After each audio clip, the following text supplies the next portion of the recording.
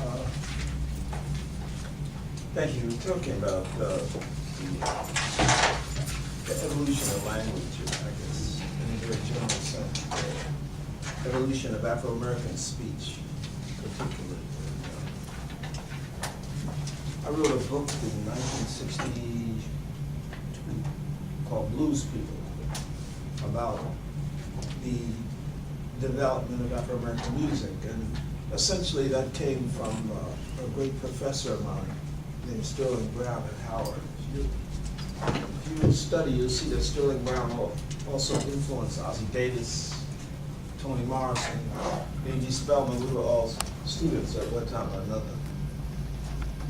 And the thing that Sterling said to us when he took us to his home to teach us, because we thought we were so hip, so he took us into his home to teach us. And he showed me a whole wall of LPs, 78s, 45s were just coming out. And they were organized according to genre, person, chronology. And he said, that's your history. And we were undergraduates, but the way he spoke about that made me think about it for, well, all my life, actually. But what he was saying is that the music fundamentally is a record of your life on this planet. And if you'll check the music closely, you'll understand your own history. You'll become self-conscious, more self-conscious. What the word is called true self-consciousness, that is to understand who it is behind your own eyes.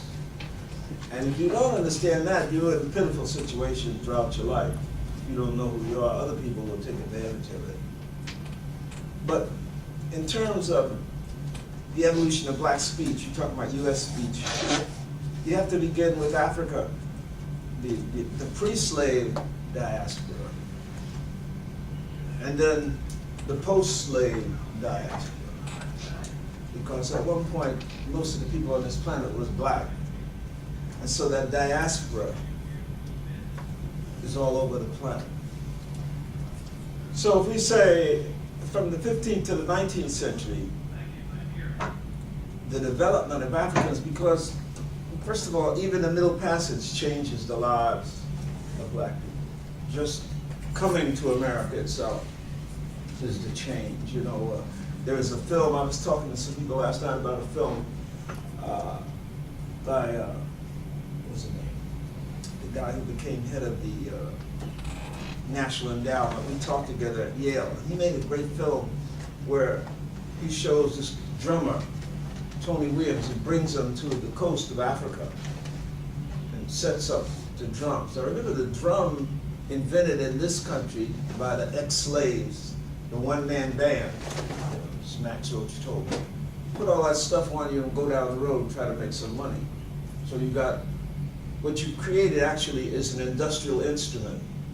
When you look at a drum, it's got levers and wheels and cymbals. And so when Tony Williams sets up his drum, he goes,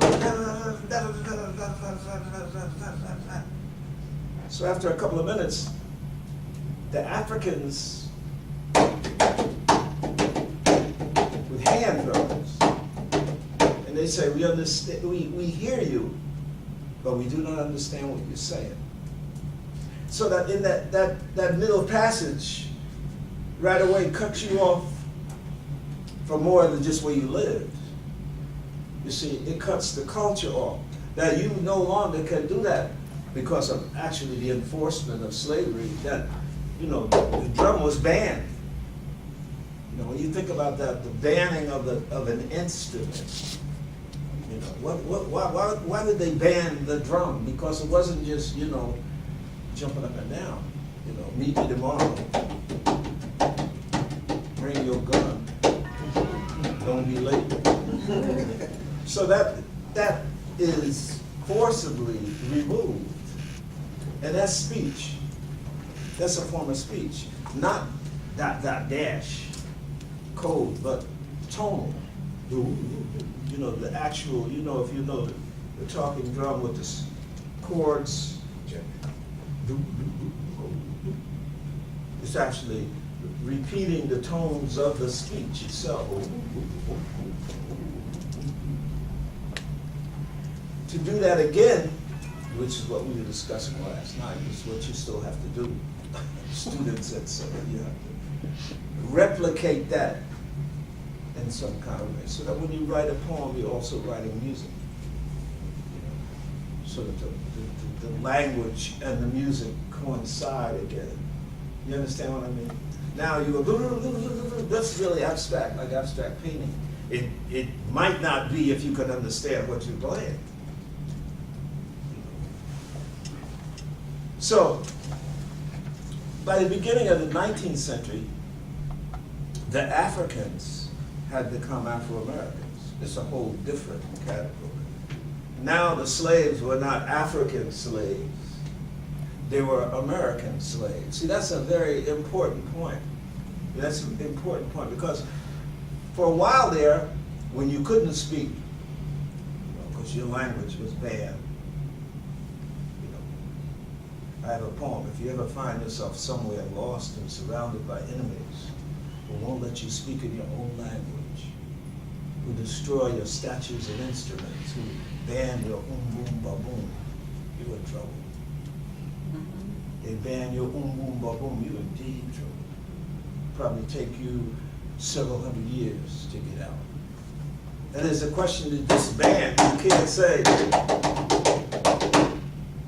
Because that's part of your language too. The language, whether you spoke Ga or Swahili or Zulu, Spanish. You have to speak a language that you can't speak immediately. You have to learn to speak the language of the captors. So the Africans, some of the Africans thought that they had been kidnapped by ghosts and they were going to be eaten. And the poem says, well, did that happen? He said there wasn't no ghosts, but it was eaten. So what Cabral said, your history is in the Lone Ranger's saddlebag. So the 19th century, when you say African American, we're talking about a nationality. We're talking about a specific people, the African American. Because there's Africans all over the planet. If you know that, they're all over the planet. Wherever you go, you're going to find Africans. You might find them in Russia or Finland. I went to Finland, there was a blood up there from Newark. They were trying to figure out how you got to Finland. But they're all over the planet. And like I said, the question is not where you went, but where you were. See, that's the important thing. Whether you go to Italy or Germany or France, where you were and the leavings of that. So African is no longer specific anymore. There's African anything everywhere you go. Wherever you go, whether you go to Venezuela, Honduras, Paris, or Italy. The U.S. culture itself is diverse. It is a composite. It's Europe, Africa, Native American, Latino, and even the diversity is in regions. If you go to the South, you're going to hear more Bantu, more African words, the names of places and things in the South. There's a lot of Native American, but there's a lot of African. If you go in the Midwest, you're going to hear more Native American. If you go to the West or the Southwest, you're going to hear more Spanish. You won't go to St. Francis, you go to San Francisco. You don't go to the Angels, you go to Los Angeles or San Diego. So the language is like that. So that the whole question of standard English is really kind of what can you say, it's a formalism. George Washington won the war, first of all, in the 18th century. He won that war. The English language, they speak more English in India. Nigeria speaks more English because there's more Nigerians than there are English. On the island of England. So you're talking about a language that has been spread throughout the world. But Afro-American speech is diverse too. I mean, it's regional. You know that. I mean, you could go to a place like New Orleans, and it sounds like, you listen to the other Negroes down there, it sounds like they're from Brooklyn. You know, trying to figure out how that got mixed up like that. But it's a diverse kind of thing. Or you go to South Carolina, it's a different thing. Or of course, New York. You know, it's a diverse speech. But the diversity of Afro-American speech was limited to a certain extent by slavery first, and then segregation and discrimination. That is, if you could not mix in the whole melting pot, as we call a melting pot, you can't mix in the melting pot, then what you have is going to be limited to that place and that source. You understand? You've got questions you have to ask. And that's one of the reasons that Afro-American music stayed the way it was. I mean, just constantly changing, but not as diluted, not as commercial for a long time because of the segregation, discrimination. You know, like people used to tell me when I lived in the village, so-and-so sold out. I told these people, so-and-so sold out. I said, where's the office? Nobody asked me to sell out. You know what I mean? So-and-so, so I said, yeah. So slavery, discrimination, segregation, and even post-slavery, you know, maintained black folkways. For instance, even when I was a kid living, you know, with my grandmother and grandfather, you know what I mean? A lot of the speech that they had was Southern speech.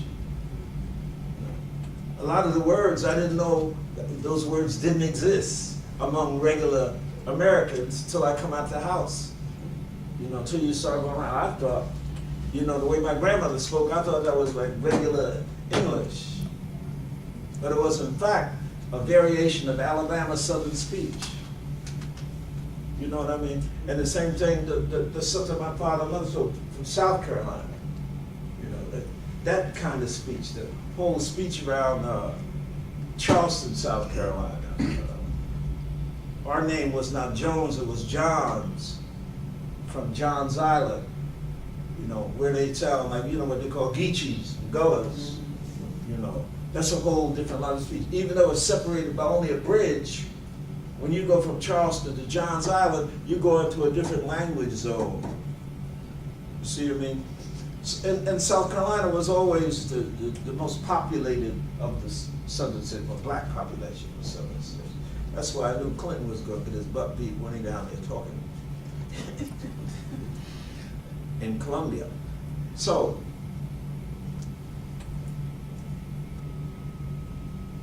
U.S. speech, European, African, Native, and Spanish. Always. And it's mixed, always been mixed like that. Always been mixed like that. And remember, the white people that came over here were not speaking standard English either. You know, they were Irish and Scottish. They were Welsh. They were Irish. You know, the people who actually did the work, who settled over here. So-called American speech has never been standard English. That's what I'm saying. It's never been that, you know. And for Afro-American speech, it has always fed the mainstream.